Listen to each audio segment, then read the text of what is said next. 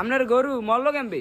আরে গরুটা জানি কেমন কেমন করে, তো আমি আবার ইউটিউবে সার্চ দিছি, অনেকটা ভিডিও আইছে, কয় আমি গরু রে, আমার একটা হারবিট খাওয়া রে, আমার হারবিট খাওয়াইলে আমি তো শক্তিশালী হয়ে যাবো রে।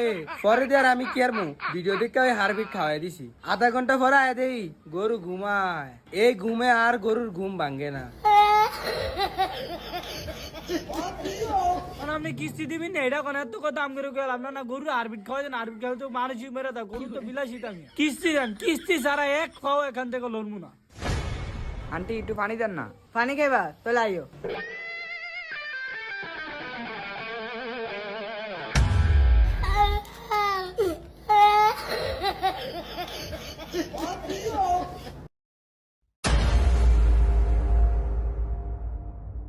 যান ভাইজান যান, পরের সপ্তাহে নিন।